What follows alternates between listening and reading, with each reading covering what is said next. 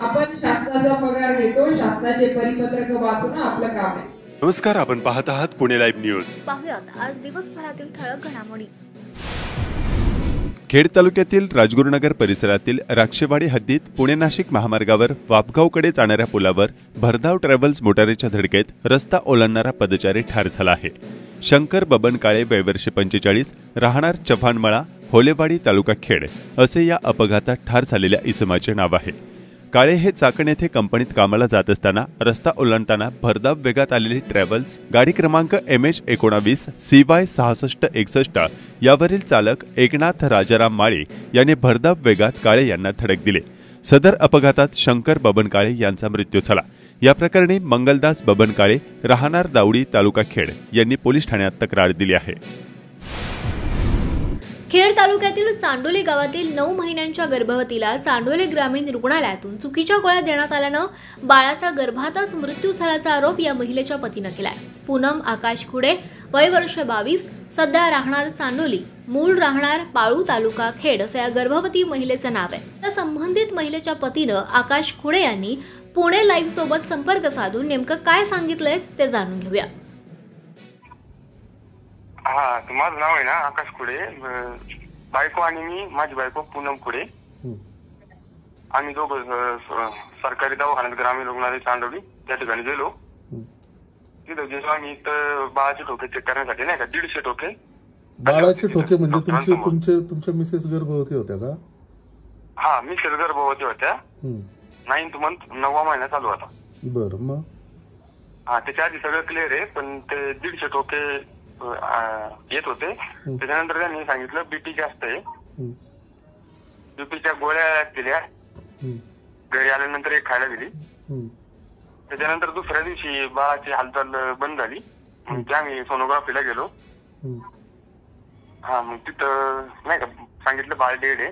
परत ग्रामीण रुग्णालय चांडोली मध्ये आलो। म्हणजे पोटातच बाळाचा मृत्यू झाला असं सांगितलं त्यांनी तुम्हाला? हा, ते सोनोग्राफी वाल्यांनी खेडमध्ये। बरं, हा, कारण यांनी आदल्या दिवशी गोळ्या दिल्या ना सरकारी दवाखान्यामध्ये। मग परत सरकारी दवाखान्यात ग्रामीण रुग्णालय चांडोली या ठिकाणी आलो। त्यांनी सांगितलं की आता वायचमला जावं लागेल तुम्हाला। आम्ही वायचमला गेलो।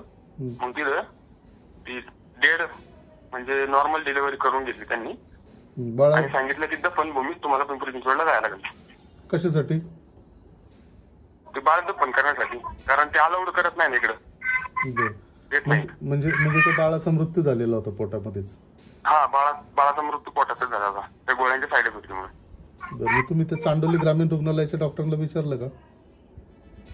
आहे काय, आम्ही आता चालू सर, सगळं प्रकरण मिटून वाई समजाय ना, ते दफनभूमीला जायला सांगितलं लिंक रोडला पिंपरी चिंचवडच्या ठिकाणी। पिंपरी चिंचवडच्या आवाराच्या बाहेर ते बोलले आम्ही देऊ शकत नाही, अलाउड करत नाही, त्याच्यामुळे ते सगळं केलं प्रकरण आणि आलो। बरं, आता तुमच्या मिसेसची तब्येत कशी आहे? मिसेसची तब्येत आता मिसेस ऍडमिट आहे आणि आता घरी आलो, आता परत उद्या जावं लागेल तिकडे। बरं, मग आता ह्या सगळ्यामध्ये तुमचा काय आरोप आहे मुख्य? आमचा आरोप डॉक्टरांचा हलगर्जीपणा। आता 2-3 डॉक्टरांना विचारलं, म्हणलं 9th मंथ चालू आहे, त्याच्या आधी सगळे पेपर ओके आहेत, सगळे बाळाचे ठोके व्यवस्थित आहेत, पण विचार करून जरा गोळ्या द्यायच्या ना।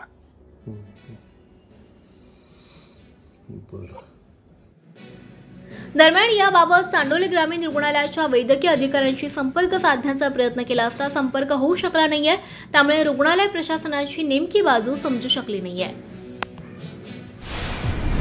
चाकण नगर परिषद हद्दीत चाकण व आजूबाजूच्या गावातील सांडपाणी विनाप्रक्रिया नैसर्गिक ओढ्यामार्गे भामा नदीत जात आहे। या भागातील विहिरींचे पाणी देखील दूषित झाले असल्याच्या तक्रारी शेतकरी करत आहेत। या भागातील बेसुमार प्लॉटिंगमधील नवीन बांधकामे आपले सांडपाणी थेट ओढ्यात सोडत असून नगर परिषद देखील या ठिकाणी गटर लाईन करून सांडपाणी ओढ्यात सोडत असल्याचं स्थानिक नागरिक सांगत आहेत। खेड तालुक्यात विविध गावातील यात्रेनिमित्त जुनी परंपरा असलेले मानाचे बगाड आजही गावोगावी पाहावयास मिळतात। खेड तालुक्यातील देवतोरणे भागात देखील ही परंपरा अखंडितपणे सुरू आहे।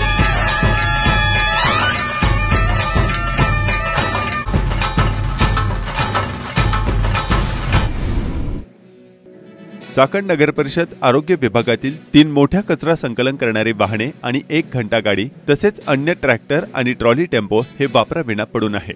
जेसीबी मशीन देखील कचरा डेपोऐवजी पाणी पुरवठा विभाग वेगवेगळी लहान सहान कामे करण्यास वापरत आहे। त्यामुळे मागील 8 महिन्यांपासून सदर करोडो रुपयांची यंत्रणा उभी आहे। सदरची वाहने जर खरेदी करून उभी ठेवण्यात येत असतील तर आमच्या कराचा पैसा असा वाया का घालवता असा प्रश्न नागरिक विचारत आहेत। चाकण नगर परिषद विद्यमान 4 MLD जलशुद्धीकरण केंद्रावर अद्ययावत यंत्रणा कार्यान्वित करून पाणी शुद्धीकरण करण्यात येत आहे।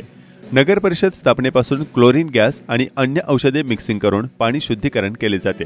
यासाठी कंत्राटी पद्धतीने प्रशिक्षित कामगार देखील नेमले असून लवकरच ही केंद्र स्वयंचलित करण्यात येतील असे नगर परिषद द्वारा सांगण्यात येत आहे। तसेच नवीन पाणी योजना काम सुरू असून तिथे 33 MLD क्षमतेचा जलशुद्धीकरण प्रकल्प उभारण्यात येत आहे। राज्यातील एकमेव व पुणे जिल्ह्यातील पहिली चाकण नगर परिषद आहे जिची पाणी योजना नॅशनल बिल्डिंग कोड 2016 नुसार निर्धारित करून योजना सुधारित करण्यात आली आहे। आता विद्यमान जलशुद्धीकरण केंद्र देखील लवकरच अद्ययावत करण्यात येणार आहे। त्यामुळे चाकणकर नागरिक यांना स्वच्छ पाणी पुरवठा होणार आहे।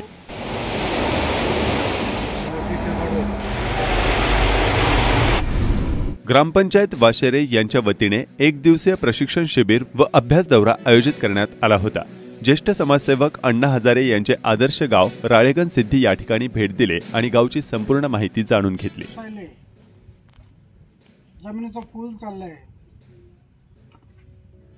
पावसाच्या पाण्यावर पाऊस पडतो, स्वच्छ पाणी आहे, नितळ वाहणारं पाणी, गडोळे, गडोळ म्हणजे काय, आमचे टॉप साईल घेऊन चाललंय, फुल जमिनीचं फुल घेऊन चाललंय। 1 इंच टॉप साईल तयार व्हायला 100 वर्ष लागतात। दरवर्षी आमचे गावातले किती टॉप साईल चालली। दर महिन्याच्या 3ऱ्या सोमवारी तालुका स्तरावर लोकशाही दिनाचे आयोजन करून तालुका स्तरावर नागरिकांच्या समस्यांचे निराकरण करण्यात येते।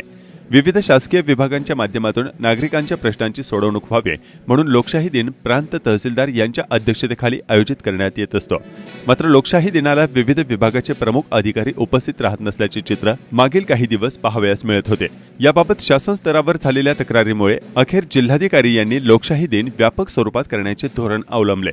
सोमवार दिनांक 17 फेब्रुवारी 2025 रोजी खेड पंचायत समितीच्या सभागृहात आयोजित लोकशाही दिनाला सर्व अधिकारी आवर्जून उपस्थित राहतील अशी अपेक्षा असताना अनेक अधिकारी गैरहजर होते।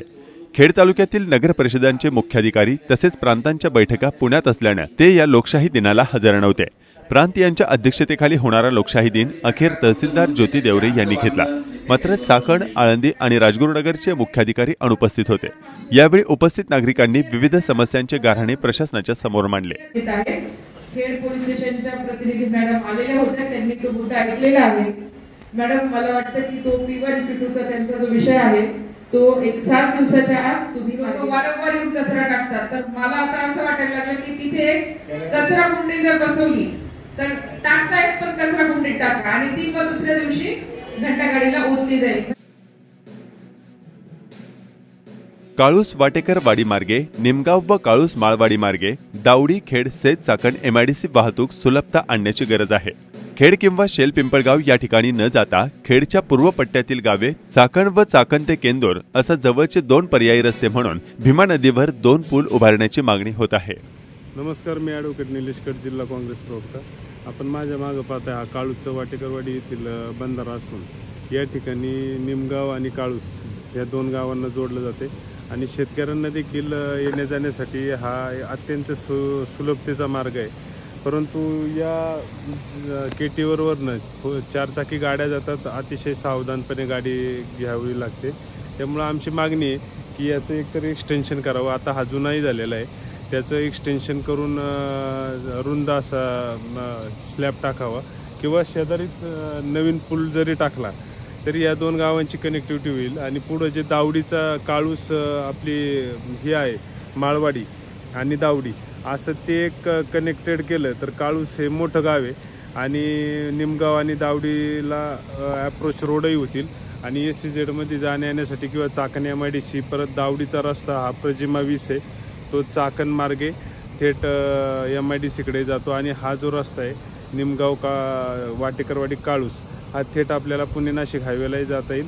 म्हणजे इकडून जी जाणारी वाहतूक आहे खेड किंवा कन्नेरसर या मार्गाला तर ती इकडूनही डायव्हर्ट होईल आणि चाकणकडून दावडीकडून पुढं केंदूर मार्गे शिरूर तालुक्यात ती जाणार आहे. त्यामुळे माझी विनंती आहे की तो CSR मध्ये आता डॉक्टर अमोल कोल्हे खासदार यांनी दिलेला आहे प्रस्ताव आणि याचं पण देखील आता आमदार बाबाजी काळे यांनी लक्ष घालून त्यामध्ये ते देखील म्हणले की आपण जे काही कनेक्टिव्हिटी आहे का तालुक्यातली ती आपण करूया. तर माझी विनंती हीच आहे की लोकांनी सहकार्य करावं आणि असे जे आपले पायाभूत विकास करण्यासाठी जे काही प्रकल्प असतील किंवा कामं असतील ती जरूर कळवावी. आपण ती लोकांपर्यंत नेऊन आपणच आपल्या तालुक्याचा विकास करू. छावा चित्रपट शासनानं टॅक्स फ्री करावा अशी मागणी मुंबई डबेवाला असोसिएशन यांच्याकडून शासनाकडे करण्यात आली आहे. चित्रपटामध्ये दाखवले गेलेलं आहे. आमची महाराष्ट्र शासनाला विनंती आहे की हा छावा चित्रपट टॅक्स फ्री करण्यात यावा. खेड तालुक्यातील वाकीबुद्रुक गावातील दिव्यांग व्यक्ती जीवन बळवंत टोपे यांनी बालेवाडी स्टेडियम या ठिकाणी पुणे महा मॅरेथॉन स्पर्धेत 100 दिव्यांगांमधून 3 किलोमीटरमध्ये प्रथम क्रमांक मिळवला. नमस्कार, आपण पाहत आहात पुणे लाईव्ह न्यूज.